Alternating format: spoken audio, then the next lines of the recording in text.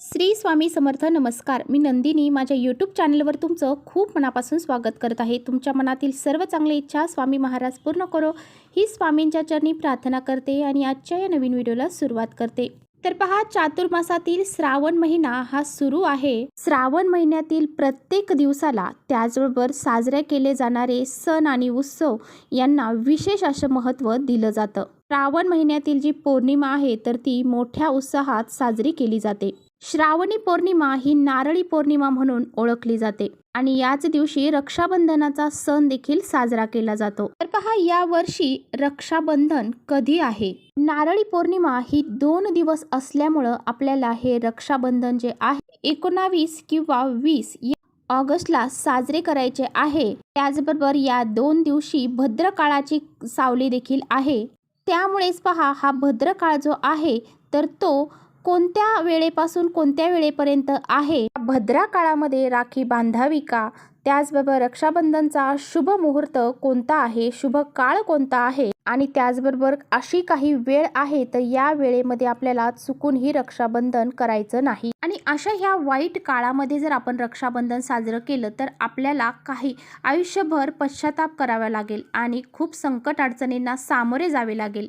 अशा ह्या अनेक प्रश्नांची उत्तरे आजच्या व्हिडिओमध्ये मी तुम्हाला देणार आहे. त्यामुळे तुम्हाला हा व्हिडिओ कुठे स्किप न करता शेवटपर्यंत नक्की बघायचा आहे, जेणेकरून तुमच्यापर्यंत योग्य ती माहिती पोहोचेल. आपल्या चॅनलवर नवीन असाल तर चॅनलला लगेच सबस्क्राईब करा.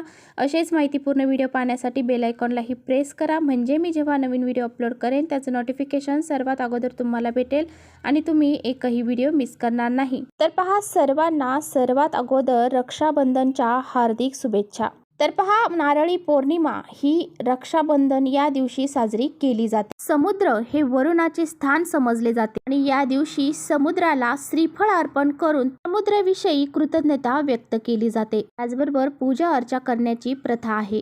त्याचबरोबर या दिवशी रक्षाबंधनाचा सण देखील साजरा केला जातो. पूर्ण देशभरामध्ये हा सण मोठ्या आनंदात आणि उत्साहात साजरा केला जातो. रक्षाबंधन हा दिवस खूप महत्त्वाचा मानला जातो. या दिवशी बहीण आपल्या भावाला राखी बांधत असते. रक्षाबंधन म्हणजे बहीण आणि भावाचे प्रेमातील बंधन. हा सण म्हणजे पराक्रम, प्रेम, साहस, संयम आणि सुरक्षितता यांचे प्रतीक मानले जाते. मानवी जीवनातील सर्व नात्यांमधील बहीण आणि भावाचे जे प्रेम आहे तर ते निस्वार्थी मानले जाते. या वर्षी 19 ऑगस्ट या दिवशी रक्षाबंधन आहे आणि ही श्रावण पौर्णिमा जी आहे तर ती 18 ऑगस्टला रात्री 3:04 सुरू होणार आहे आणि 19 ऑगस्ट रोजी रात्री 11:55 समाप्त होणार आहे. रक्षाबंधनात विविध शास्त्रीय पद्धतीने बांधलेली राखी पवित्र मानली जाते. शुभ वेळेत मंगलमय कामना करत भावाला बांधलेले रक्षासूत्र एक कवचाप्रमाणे काम करत असते, अशी धार्मिक मान्यता आहे. भाऊ आणि बहीण परस्पर पूरक पोषक असल्याचं हा रक्षाबंधन सण भारतीय संस्कृतीचे विशेष दर्शन घडवतो. हिंदू पंचांगानुसार ज्या दिवशी विष्टीकरण असते त्या दिवशी भद्रा काळ असतो. त्याचा संबंध करण आणि राशीतून होणार भ्रमणाशी आहे.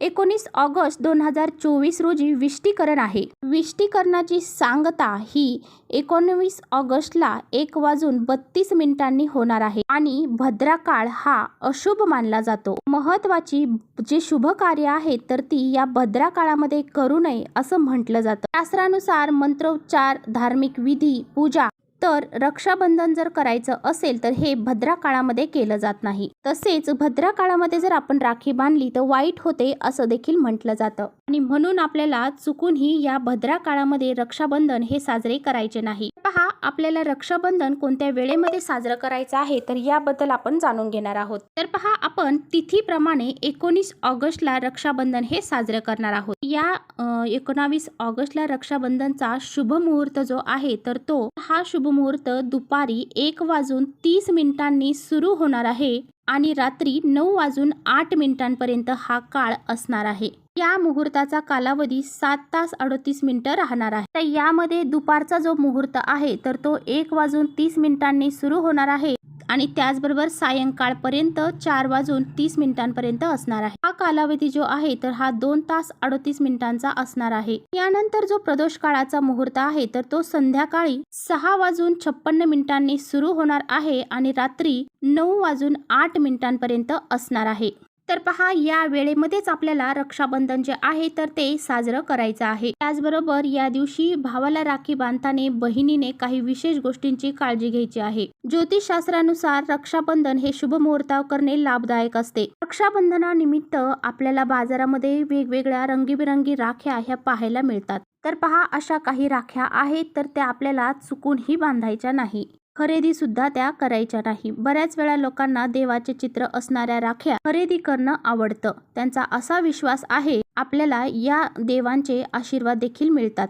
या काळामध्ये राख्या ह्या दीर्घकाळापर्यंत आपल्या मनगटावरती असतात. त्यांचे हात अनेक वेळा घाण देखील होतात, परंतु अनेक वेळा ह्या राख्या तुटून देखील पडतात आणि म्हणून आपल्याला हे समजत नाही. आणि अशा तिथीमध्ये बघा, आपण देवाचा एक प्रकारे अपमानच करत असतो. त्यामुळे देवाच्या राख्या असणाऱ्या तुम्ही घेऊ नका. त्याचबरोबर या रक्षाबंधनला तुमच्या भावाच्या मनगटावरती काळ्या रंगाची राखी बांधू नका. तेच ज्या राखीमध्ये काळ्या कलरचा धागा वापरला गेलेला आहे ती राखी भावाच्या मनगटावरती बांधू नका. वास्तविक काळा रंग हा नकारात्मकतेचा प्रतीक मानला जातो. त्यामुळे शुभ कार्यामध्ये या रंगाचा वापर निषिद्ध मानला जातो आणि म्हणूनच आपल्याला काळ्या रंगाची जी राखी आहे तर ती खरेदी करायची नाही किंवा भावाच्या मनगटावर बांधायची देखील नाही. त्याचबरोबर राखी जी आहे तर ती जास्त वेळ हातामध्ये ठेवल्यामुळे ती तुटते किंवा खराब होते. अशा वेळी जेव्हा त्या राख्या तुटतात तर त्या राख्या परत उचलून हातामध्ये बांधू नये. आपल्या हिंदू धर्मामध्ये त्या तुटलेल्या राख्या परत हातामध्ये बांधणं अशुभ मानलं जातं. आणि पहा, आपण